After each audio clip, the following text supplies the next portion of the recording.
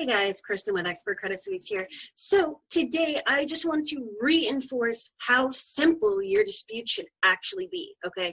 Remember, no templates, no pursuant tos, no Congress says, no, I'm gonna sue you, no this, that, and the third, okay? And just remember that it's also illegal to state that you're gonna sue someone when you're actually not going to. Empty threats get you nowhere. So anywho, look at the screen. You're going to see that the actual information right here on the dispute letter is the actual information directly from this client's credit report. It is so simple, okay? So for example, there is a very short descriptor which just basically says why that dispute letter is being sent, right? I would like a new credit report that reflects the changes after you do an investigation on these inaccuracies, because I just don't understand why they're on here to begin with, okay? And then everything is very simply listed. The invalid data loss activity, TransUnion shows 718, Experian 818, and Equifax 118. Now, that's not that big of a difference. I see things that are off by like 5 years. That's a really big difference. But unfortunately for this account, that was really the only thing that was off, okay? So the next one, it's basically the same. Okay, now we have a late payment on Nissan, so I've never been late, update to paid as agreed, because remember, you want to force them to do an investigation. They're not going to be able to prove that you were late, because the only legal form of verification for a late payment is for them to actually provide the bank statement belonging to the bank or whoever the hell they are, showing when your payment was actually accepted into their account. And they're never going to do that, right? So it can't be verified, okay? So only dispute 1 or 2 late payments at a time. Do not dispute 3, 4, 5, 6, 7, 8, 9, 10. It is not worth it. If you have 10 late payments, that whole account needs to come off, okay? Don't even bother with it. All right, so, or figure out if you just don't need to remove that account. So anywho, moving on. Okay, so now debt buyer. We have one right here. So LVNV funding. I do not owe $25,576, and why is there a past due on a collection? Remove it immediately, because remember, with a collection, I don't care what type of collection, there should be, number 1, no past due. Number 2, no late payments, right? Because it's a collection, and by default, a collection is late. A collection is past due.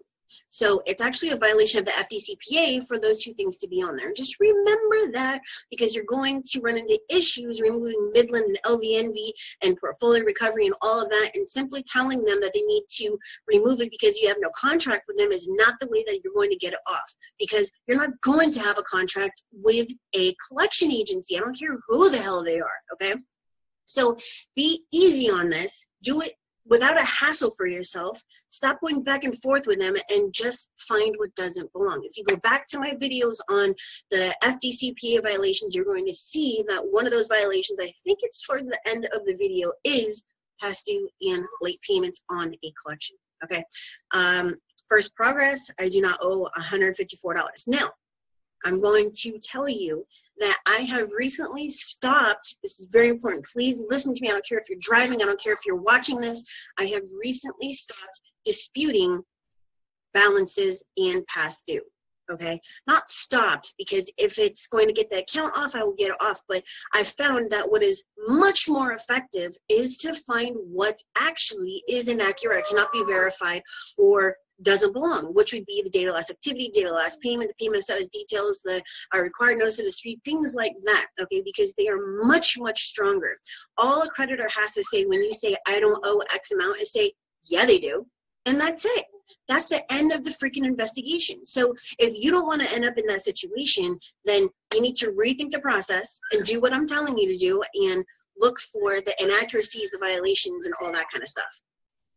Okay, so for Jefferson, I consider that just a regular collection. So you can just simply state, I don't know what this is. It's an unknown account. It's an unverified account. It's a whatever. I don't know what it is, and it has to be removed from the credit report. And then, okay, so now we have another one. I mean, I chose these disputes because they had a lot of what I find on many files in general, on average, whatever you want to call it. So that's why I'm using these for this example, okay? Okay, so if you look at the next one, first progress, the high balance, and yes, I know there is a typo on purpose, even though most of the time I do them accidentally. This is on purpose. Okay, so anyways, the high balance is also inaccurate. TransUnion 500, Experian 0, Experian always going to say 0, and Equifax 163.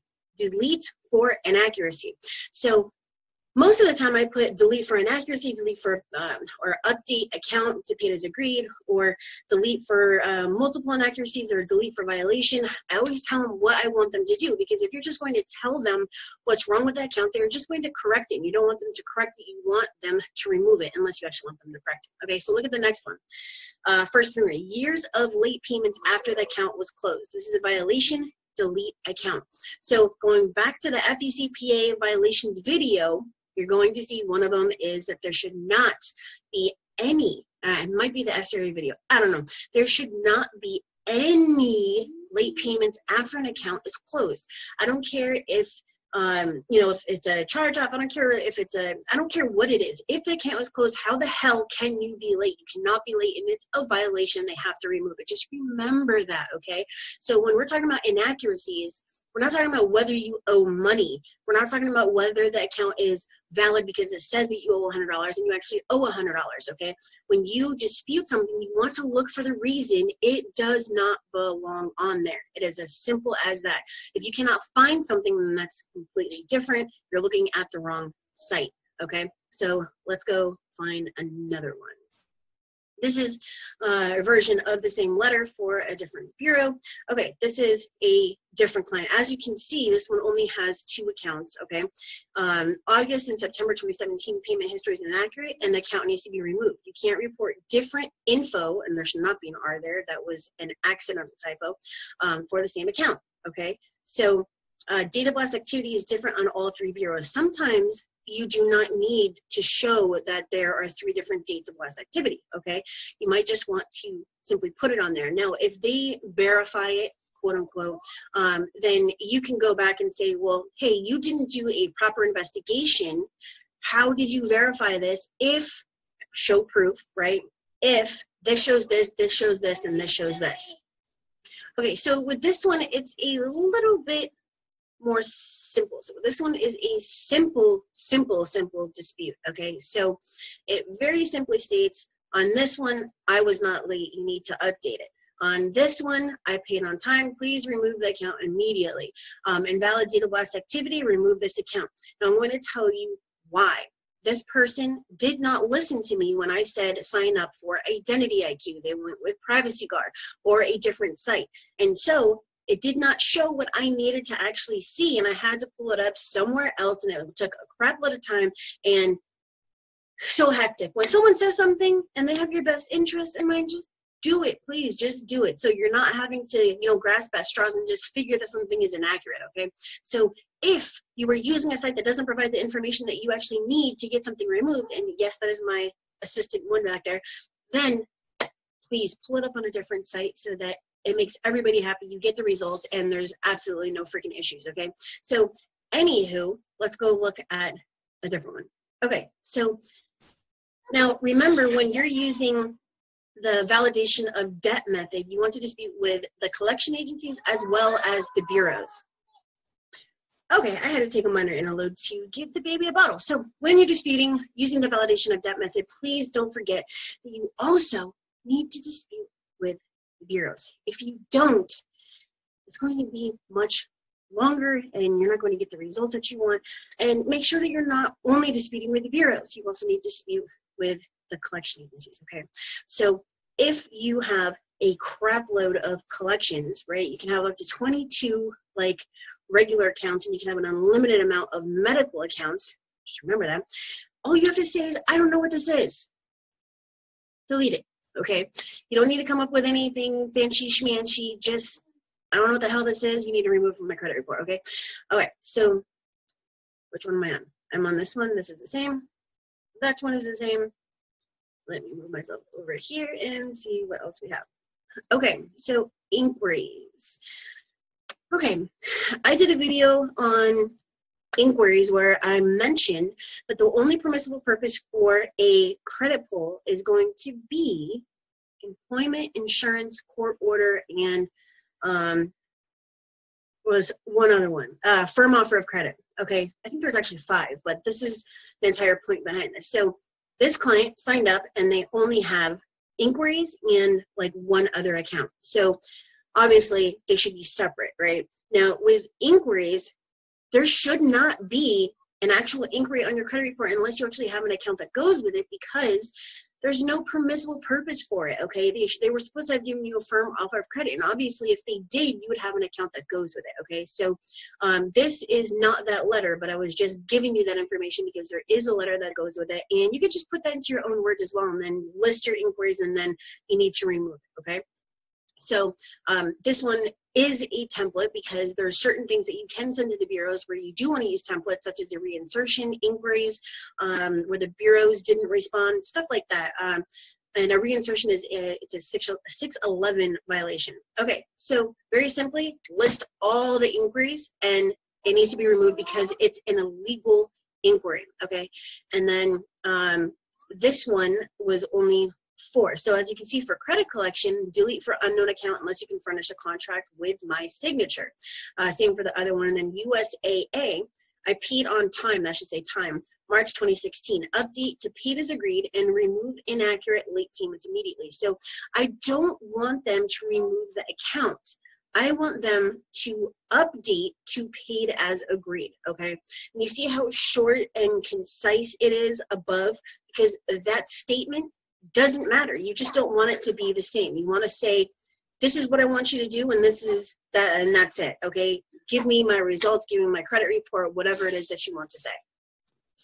Okay, and lastly, this is another example of a crap load of examples. That's why we're using this one. So these are the items that I'm challenging, and then I very simply listed them and the exact reason that they need to be updated or removed. So 2018 shows as charged off in Experian, but on time for Equifax, and you'll see this a lot, delete for inaccuracy. Okay, I do not owe a balance of $13.29, and remember we talked about that using the balance. Delete account. Data blast activity shows 418 on TransUnion, 718 on Experian, and 118 on Equifax. In addition, this is a closed account, but shows $14.39 monthly payment on Equifax. Delete immediately. Okay. Capital One, I paid on time February 2018, but it shows 30 days late on Experian and 60 days late on Equifax. Delete immediately. Data blast payment shows 1217 on TransUnion, but Experian shows 218. Oh, excuse me, and Experian, but 218 on Equifax. Delete for inaccuracy. Okay. Data last payment shows 1217 on TransUnion and Experian. Okay, so you get what I'm saying. Now let's look at Capital One Auto. So this account has a monthly payment of $532, even though it's charged off. How the hell can there be a monthly payment on a closed account? Once the account is closed, you are no longer paying on it, okay? So please, when you are looking at these accounts, you need to understand why you're disputing it, okay? So you understand that this is a negative account and it needs to be removed from the credit report. At least you want it to be removed. But if you can't find a reason for it to come off, then it's not going to come off, okay? That is the entire point behind this. You're not just, they're not going to remove it just because you want it removed, just because you're being a pain in the ass. You have to have a legal reason why it doesn't belong on your credit report, right? So you have to find these things. A lot of people think that this is just an overnight process and that it's super, super simple. No, dude, it's not simple. You have to have things that you can actually fight, okay? So these are the things that you were looking for, and I want you to learn these things so that you can have great success on your credit files. So remember, monthly payments on closed accounts. I don't care if it's positive and closed. I don't care if it's negative and closed. There should be no monthly payment. And yes, if an account is charged off and has not been sold and you have not paid it, there will be a balance, okay? Okay, so here is another example of a violation. So we're looking at a VANT right now, 13,581. So remove for violation, Experian shows $575 monthly payment. Normally they don't. On a transferred account. That company doesn't even own that account anymore. How the hell can they report a monthly payment or a balance or a past due on something they don't own, okay? learn these violations. In addition, January 2018 shows that I was on time with TransUnion and Experian, but 30 days late on Equifax. So you have multiple reasons why this account should be removed. So how can the bureaus come back and say, oh, this is accurate information? You're telling me that it's accurate that you're reporting something in violation? No, dude, that's not accurate. It needs to be removed. So you need to have the ammunition to actually dispute these things, okay? And then lastly, Ally Financial, you're reporting inaccurate info on the payment history, and the account needs to be updated to paid as agreed. August 2016 shows that I paid on time with Equifax. On time with Equifax shows 30 days late. So the entire point behind this is that I'm not trying to yell at you guys. I'm trying to just explicate that you need to have a reason for removal, okay? So find the reason and put it into your dispute letter. It is as simple as that, okay? So anywho, if you would like a consultation because you don't know what the heck you're doing, or you don't have the time, then that is totally cool. I will find the reasons for removal for you, okay? And you get all copies of your dispute letters. So if you would like, you can go and click down in the description to schedule an appointment with me, okay? So expertcreditsweeps.com/book online. So I will see you guys probably tomorrow. I have a series that I'm starting, but that is it from me. My name is Kristen with Expert Credit Sweeps, and I will see you guys later. Don't forget to go look at the do-it-yourself tools on expertcreditsweeps.com. Just go to the do-it-yourself tab. So make sure to like, comment, and subscribe, and I will see you.